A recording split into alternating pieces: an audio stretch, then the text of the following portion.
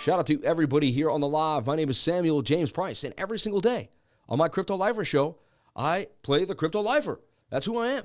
And, I put my life into crypto, and we hang out with the lifers. This is the trading group, and every single day we go over the news on my show, the Crypto Lifer show. So let's break it down. Let's talk about it.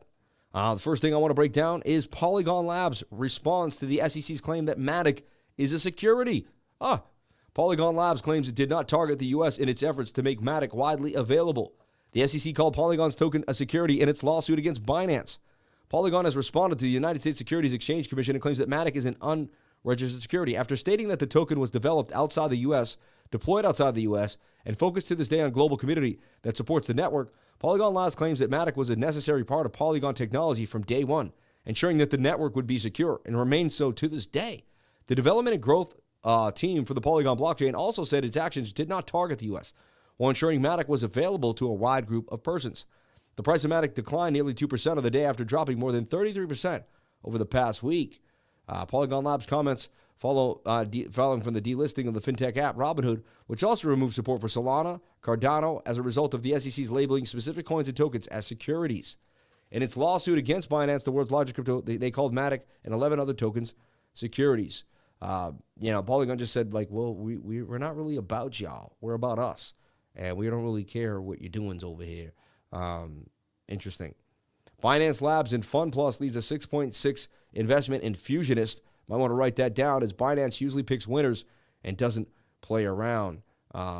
Get out of platforms, former SEC chief warrants. SEC veteran John Reed Stark explained why he believes the crypto exchanges are in for a long battle with the U.S. regulatory agency. John Reed Stark, a 19-year veteran, former attorney in the U.S. Security and Exchange Commission Enforcement Division, former SEC Office of Internet Enforcement Chief, is warned to get out of crypto platforms now. The SEC used Binance holdings in CZ Changpan Zhao on June 5th. The following day, the regulatory sued crypto exchange Coinbase. My take is the SEC is spot on with their crypto-related enforcement efforts.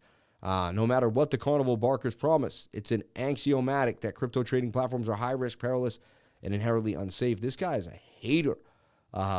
Stark explained that his belief stems from the lack of registration with the SEC, which directly correlates to a lack of operational supervision, a severe lack in customer protection.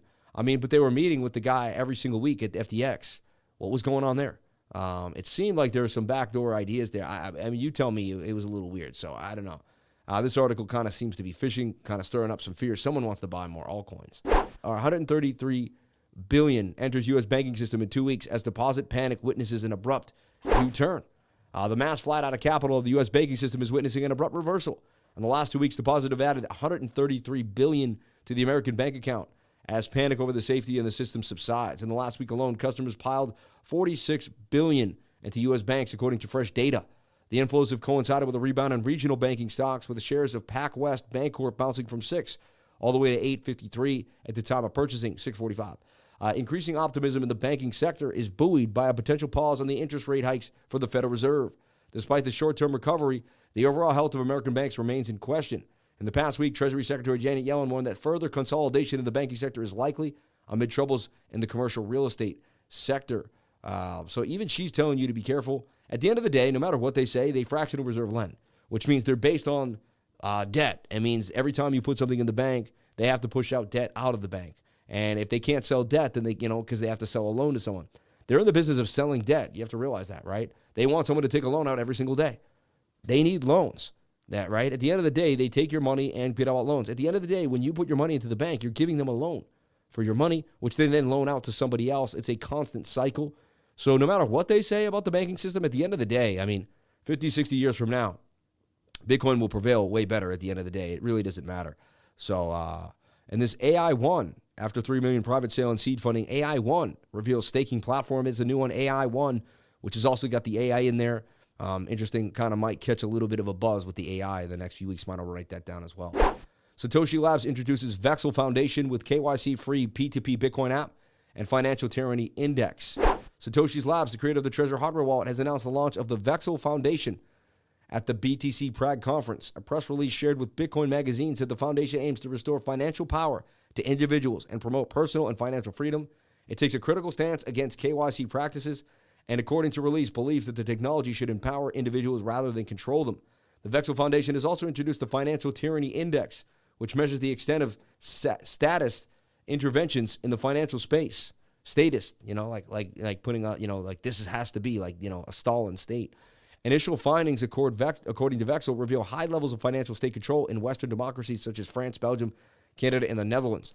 The Vexel Foundation's mission is supported by its mobile app, Vexel, which provides a private, secure platform for peer-to-peer Bitcoin transactions without KYC or institutional interference. Leah Petrovosova, CEO of Vexel, describes it as more than just an application, stating it's the embodiment of our vision for financial autonomy. The foundation says it welcomes collaboration with organizations.